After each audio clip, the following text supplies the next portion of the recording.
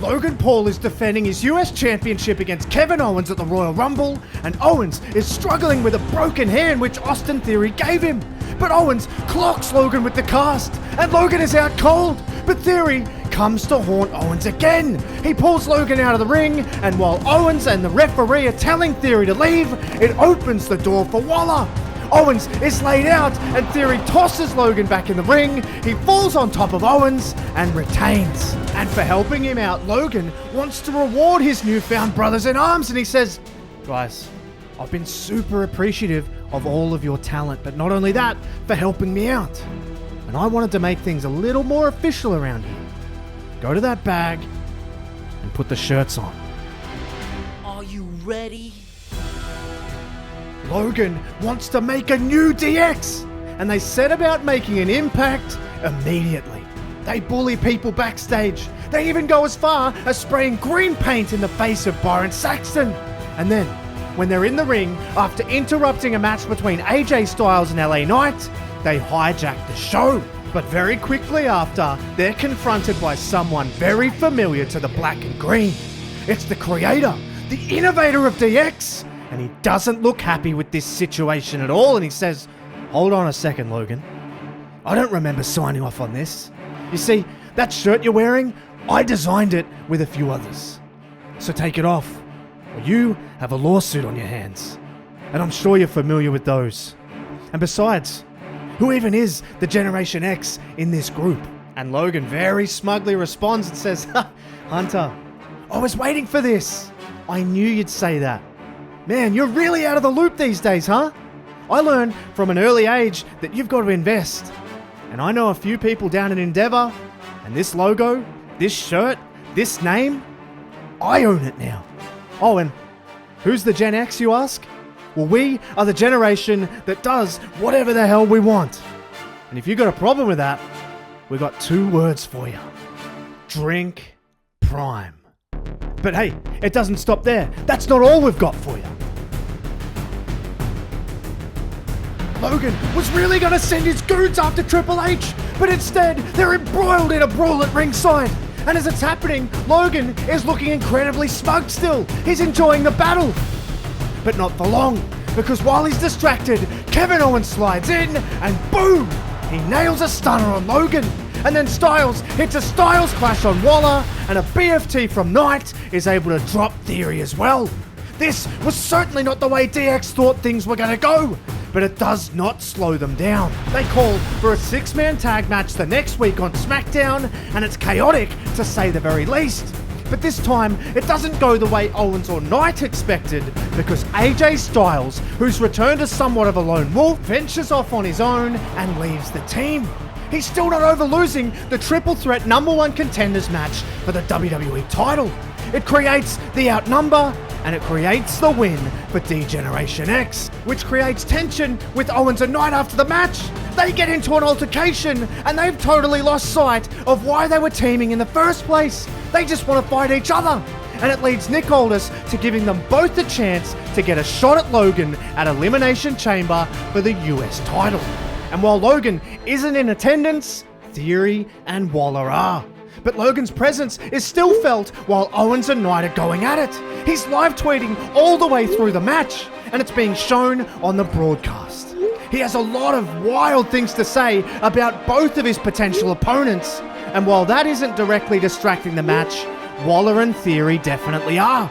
They're mocking both men from the ramp until we see something very disturbing.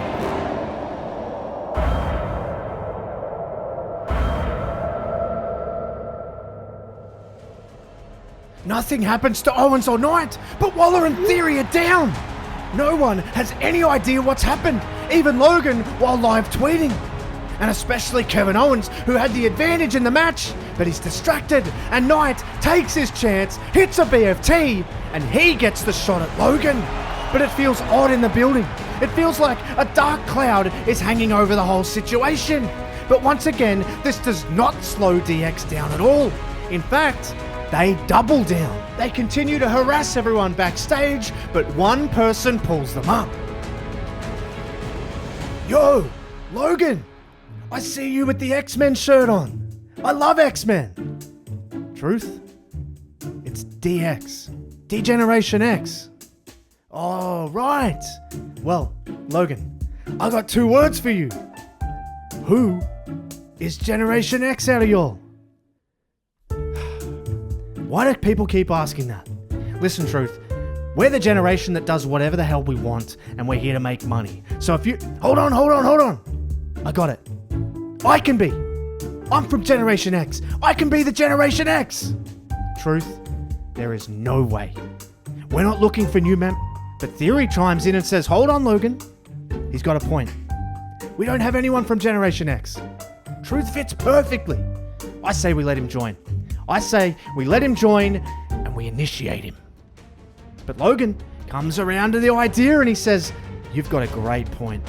How about you boys show him how we initiate new members?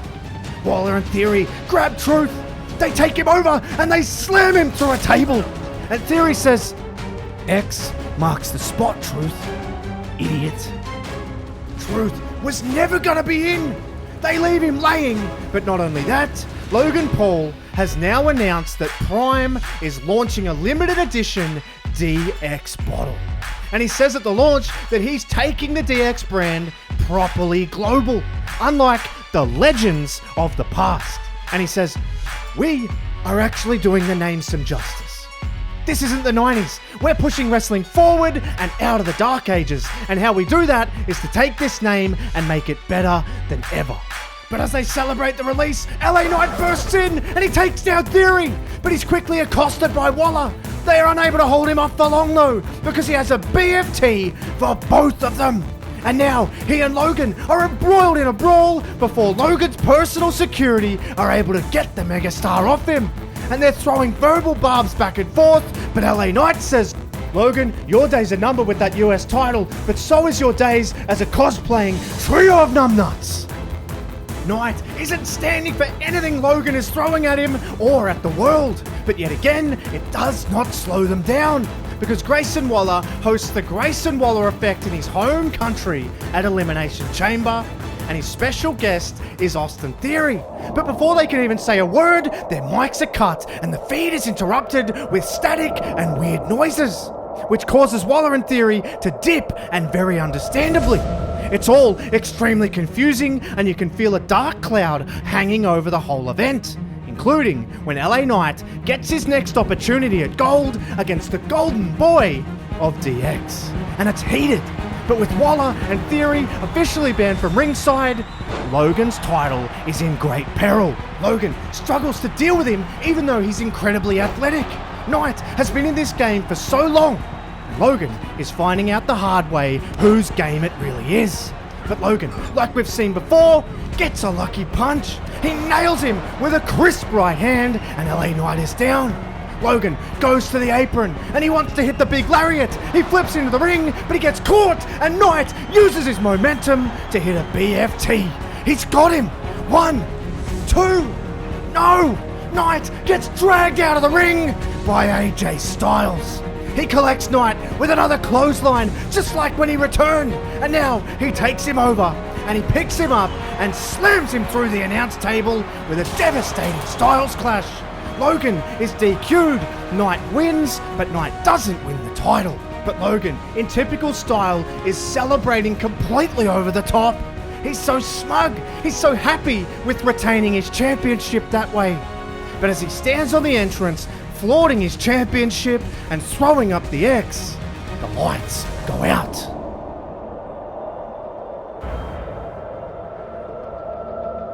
Logan is no longer holding his title. Where did it go? Who snatched it? Who is operating under the veil of darkness? Was it the same people who assaulted both Waller and Theory? It has to be. But because of this, Logan wants answers, and he shows up on SmackDown with his boys at his side, and he grabs a camera and he says, "Is this on? Whoever you are, you have what belongs to me. So me and my boys, we're going to come and find you. And when we do, we're going to embarrass you. We're going to hurt you. We're going to maim you. Just like the rest." The mission is now for DX to find who is responsible, and Logan makes sure to leave no stone unturned, and not missing a chance to humiliate people on the way. And poor Byron Saxton gets it again after they question him, and of course, he doesn't know anything, but they take him down and make him walk around in his underwear. It's disgraceful, but it's very on brand with classic DX. And this search then brings them to Nick Aldis' office, where they get right in his face, and Logan says, "Nick, you know anything about where the championship could be?" I'll be the first to admit, we haven't exactly made a lot of friends around here, but theft is theft. You take theft seriously, right, don't you, Mr. Aldis? And Aldis says, "I've had my team on it since Elimination Chamber, but it's not that simple. We have no footage, the lights were out, and it was in Australia. So who knows what goes on over there? It could have been anyone." This fires Waller up and he says, "What are you saying about Australia, Aldis, huh? You Poms have always had a thing about us, haven't you? It's because we won the Ashes, isn't it?" Pathetic. Do we need to have words, mate? But Aldis says, No, I would never. I love Australia and I love all the people. Well, most of them. But regardless, as a make good Logan, I've organised the chance for your boys here. Tag Team Championship #1 contenders match against the LWO tonight. But in the meantime, we'll keep searching for your title. But keep in mind, whoever it is probably going to find you first. Logan and DX seem happier with that outcome, and the attention turns to their match with the LWO, but it feels different. The atmosphere feels off. There's a sense of inevitability about everything, and while the match is fantastic and DX and LWO both do their thing, the match between the two classic restored factions comes to a screeching halt.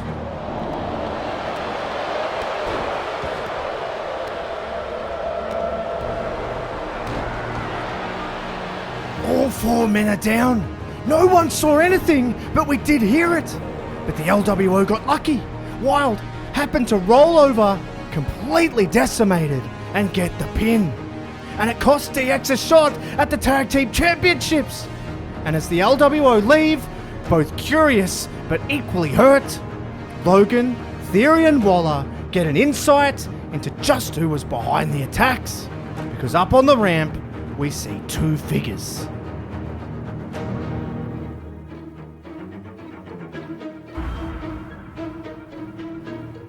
We see two faces, Dexter Lumis and Joe Gacy, which leads the trail directly to a show ran by the other innovator and creator of DX in NXT. Whoa, trust me, I know firsthand how this goes. Grayson, you and I have history, and to be honest, I thought we'd gotten rid of you, but hey, but Waller interrupts and says, "Save me, Sean. We aren't here for you, mate.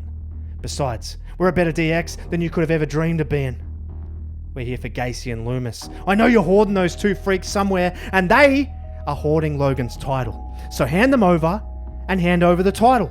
It's real simple. Where are they? Are they in the basement, the boiler room? Show us." But Michael says, "Oh no, they aren't here. I signed Joe's papers weeks ago.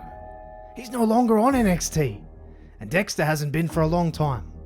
There's someone else's problem, and it looks like that someone else might be you guys. So good luck. Oh, by the way, I looked way better in that shirt." Waller and Theory now know even less on the whereabouts of Gacy and Lumis. And when this information gets back to Logan, he's unexpectedly calm and he says, "We don't even need to know. They will come to us, and they will fall into our trap. We're smarter than a couple of mid-card weirdos. Let's stay on our toes and we will get them back. I've got a plan. Follow me." Logan and DX head out to the ring and he starts trashing Gacy and Lumis. And he says, "So these two idiots think they can step to the greatest faction ever created. A faction made 100 times better by 100 times better superstars. Grayson Waller, the best Australian export since Tim Tams. Austin Theory, the undisputed future of professional wrestling, and me, the single greatest United States champion of all."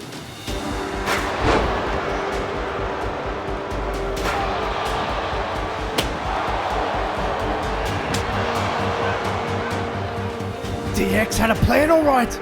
They had weapons close by, and they fought off Loomis and Gacy. And Theory yells at them, "Now, we ain't so scary, are we? Huh? You want to hide in the dark? There's no more hiding, boys. Fight us at WrestleMania, and then we're gonna see what you're really made of." Logan, who's now standing on the outside, says, "So who has it, huh? Who has my title? Which one of you freaks stole it?" My plan has always been to destroy the plan.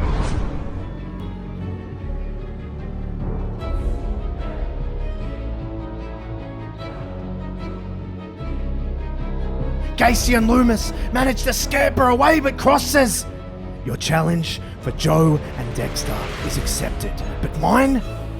Well, it isn't so much of a challenge. It's a warning. If you want this championship back, Logan, come and get it at WrestleMania." The lights go out, and when they come back on, Cross and the US title is gone. He's recruited a band of misfits to help carry out his bidding, and he's taken the US title hostage. But what will Logan's answer be? Well, he wastes no time in replying, and he says, "Karrion Kross, I didn't know who you were. I didn't know what you were about, but I looked you up. And you're a bad dude. But you have what's mine. And if getting it back means I have to go through you, or I have to go through hell, then pal, all you had to do was ask. But since you didn't, I'm gonna make your beating so much worse than it was going to be anyway. I'm taking my title back. And if you ain't down with that, then I've got 2 words for you. Tick tock. That's my 2 words for you. This little social media experiment ends in Philadelphia. I took the United States Championship from you to show you how easy it could be. We sent a message to the LWO, but it's you that are the first to be recycled. And you know all about recycling, don't you, Logan? You and your men are the biggest perpetrators, and you're our first sacrifice. Everything is about to crumble. Can you see it yet? Soon, you will.